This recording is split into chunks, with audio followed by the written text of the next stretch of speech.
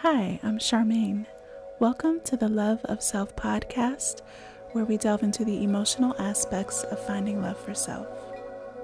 Today's topic is growing up. I was recently remembering when I was a little girl and I was sent to go outside and play. I was out by myself and there was another kid playing around in the neighborhood, and I was deathly afraid of him because of his Star Wars costume. He had a stormtrooper mask, and I think I was like 3 or 4. I can't remember. I was really young, and I didn't have an understanding at that age of what this was, but I knew that it scared me, so I didn't want to go outside anymore. I didn't want to experience that uneasiness I felt with him, and I'm sure he didn't mean anything by it. He was probably just playing outside with his mask on. And when I later reconciled this part of the beginning of my development through life and how I understand what I needed within my emotions at that age, I began to realize something within myself. I began to see the truth behind why I needed to feel security. And if I couldn't get it in the outside world, I had to internalize it. I had to bring myself to what I felt was a safer space and become secure within my own thoughts and emotions. And this memory that I was using as a part of my own reconciliation with my emotions, and how these certain incidences and interactions helped with my mental development through time.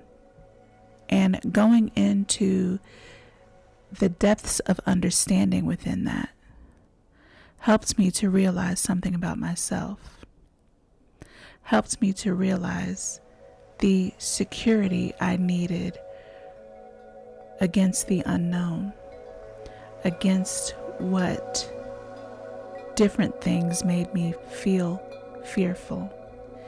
And I needed to go into the depth of understanding of why my interactions and reactions started that way.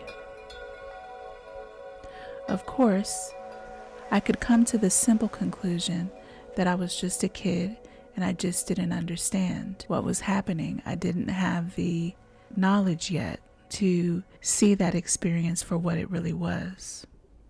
But there's a more in-depth understanding of why I reacted in the way that I did, where this other child's energy created fear within me and not curiosity, and what my interactions with myself stems from. And then I go into all these other details throughout life in order to help me see something within myself, in order to see the more broad spectrum of the entire environment that created these emotions within myself, that will hopefully help me see the truth. The more I look into, the more I see, the more I develop, the more I understand, the more I can understand someone else, the more I can prepare myself for things that may come.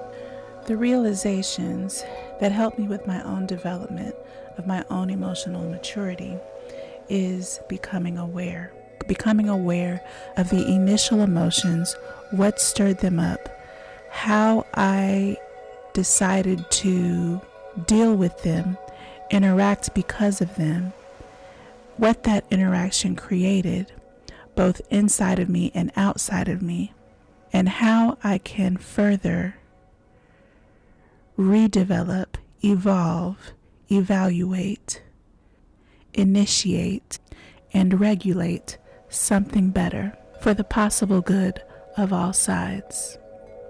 The interesting thing about emotional maturity is the development through friction and tension, and how that is the quintessential component of how we evolve through life. The hardships of our emotions help to develop us. It helps us to gain understanding of the right and wrong within us and outside of us. And it helps us to grow. It helps us develop through the ways of the world and through the ways of our thinking. It helps us to gain understanding of the world and how we see things from a knowledge of where we want to be and how to balance the things that we know is right, either for ourselves or someone else. The funny thing about it for me is dealing with unfair situations and how we psychologically develop through that and where that takes our minds to the future. What we decide we're not going to put up with anymore, and what we decide to continue to make easier for ourselves, to not create tension, to not create development outside of ourselves.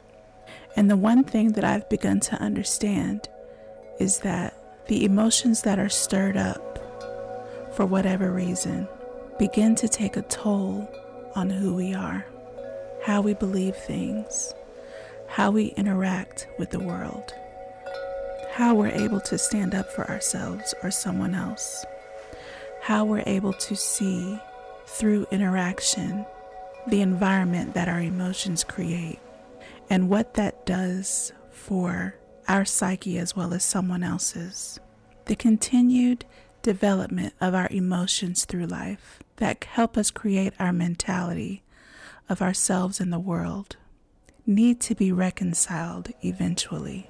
At some point, there's a need to find your mental condition through the energy that may be stirring up within us. There's often a need to see the conscious development of what we've gone through, what has been developed within our mind, and where we want to take that energy towards our future. And that can take us into a lot of dark spaces that are hard to see, that are hard to understand, that even help us feel vulnerable and unworthy.